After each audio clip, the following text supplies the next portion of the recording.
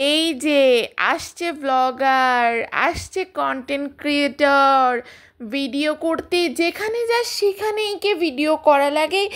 এই আমাদের কিন্তু ভিডিও করবি না, আমাদের ছবি কিন্তু ফেসবুকে ছাড়বি না। আসসালামু আলাইকুম, কী অবস্থা সবার? সবাই কেমন আছেন? আশা করি আলহামদুলিল্লাহ সবাই ভালো আছেন। আমিও আলহামদুলিল্লাহ বেশ ভালো আছি। একজন কন্টেন্ট ক্রিয়েটরের তার ক্যারিয়ার তৈরি করতে গেলে সব থেকে বড় বাধা কে হয় জানেন? তার নিজের রক্তের আত্মীয় স্বজন, তার নিজের রক্তের মানুষগুলো। আমার ক্ষেত্রেও কিন্তু তার ভিন্নতা হয়নি। জানেন, যখন আমি একটা কন্টেন্ট মেক করি তখন আমার মাথায় শুধু এটা থাকে না যে এখান থেকে আমার ইনকাম করতে হবে। আমার মাথায় এটাও থাকে যে সুন্দর সুন্দর মুহূর্তগুলো আমি আমার পরিবারের সাথে কাটাচ্ছি, বিভিন্ন অনুষ্ঠান, জন্মদিন বা ঈদের দিন, এই মুহূর্তগুলো যদি আমি ক্যাপচার করে রাখি আমার ফোনে, এই মুহূর্তগুলো একসময় না থাকলেও আমার যখন মন খারাপ হবে আমার পেজ থেকে আমি দেখতে পারবো। আমার পেজ আমার কাছে আর্কাইভ হিসেবে থাকবে। আমি এখান থেকে আমার প্রিয় মুহূর্তগুলো দেখতে পাবো যখন আমার মন খারাপ হবে অনেক বছর পর।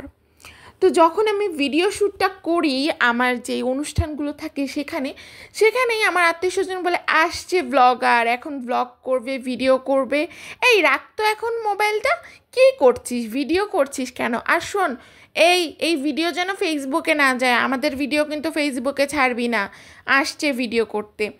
এই কথাগুলো কিন্তু তখন ওরা আমাকে ক্রিটিসিজম করে বলে।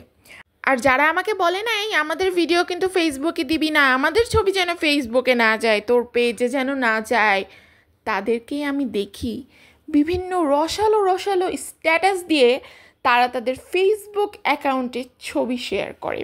তার মানে কি, সেখানে যারা দেখে তারা ফেরেশতারা দেখে, আর আমার পেজে মানুষেরা তাদের ছবি বা ভিডিও দেখে ফেলবে। মানে তাদের বিহেভিয়ারটাই থাকে এইরকম। মানে আমার মনে হয় এই মানুষগুলোর সাথে কি আমার রক্তের সম্পর্ক আছে? আমি খুব অবাক হয়ে যাই। ইভেন আমার কাজিন ব্রাদার কিছু আছে, তারা তো আমাকে দুই চোখে সহ্য করতে পারে না, বাট আমি জানি না তাদের কোন পাকা ধানে আমি মই দিয়ে আসছি। এরকমও হয়, আমার একজন চাচি যিনি আমাকে খুব ভালোবাসেন, তার ফেসবুক অ্যাকাউন্টে তিনি আমার পেজ ফলো দিয়ে রাখছেন বা আমার আম্মুর পেজ ফলো দিয়ে রাখছেন। সে আমাদের কন্টেন্ট দেখতে ভালোবাসে। তো সেখানে কি হয়, আমাদের পেজগুলোকে বারবার তার অ্যাকাউন্ট থেকে ব্লক করে দেওয়া হয়, কারণ আমার চাচি এগুলো বুঝে না।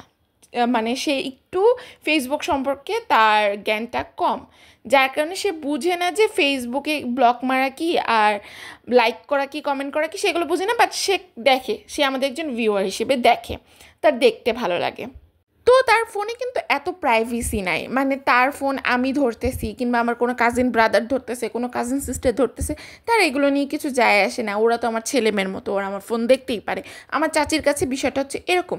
তো আমার সেই ছোটো মার মোবাইল থেকে আমি দেখছি একবার না দুবার না, আমি মনে হয় যদি গুনি সেটা হবে 100 বার আমার আম্মুর পেজ, আমার পেজ কিংবা আমার ছোট বোন যে মাত্র 7 থেকে 8 বছর বয়স, যে তার পেজটা পর্যন্ত ব্লক করা।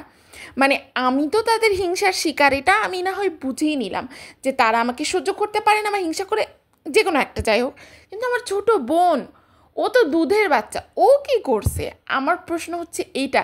তার মানে আপনাকে সবসময় এটা মাথায় রাখতে হবে যে আপনার আত্মীয় স্বজন কখনোই আপনাকে হেল্প করবে না আপনার এই কন্টেন্ট ক্রিয়েশনের ক্যারিয়ারটা আগায় নিয়ে যাইতে।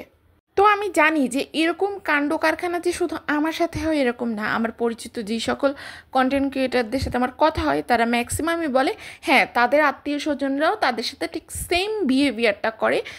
সো সবার জন্য একটাই কথা, যদি কন্টেন্ট ক্রিয়েশন নিয়ে কাজ করতে চান, কারোর কথা মাথায় নেওয়া যাবে না, কে কী বলতেছে না বলতেছে এগুলো একদমই মাথায় নেওয়া যাবে না। শুধুমাত্র নিজের লক্ষ্যে অবিচল থাকতে হবে, নিজের লক্ষ্যর দিকে ফোকাস করতে হবে। আর কোনো দিকে কান দিলে কিন্তু আপনি কাজ করতে পারবেন না।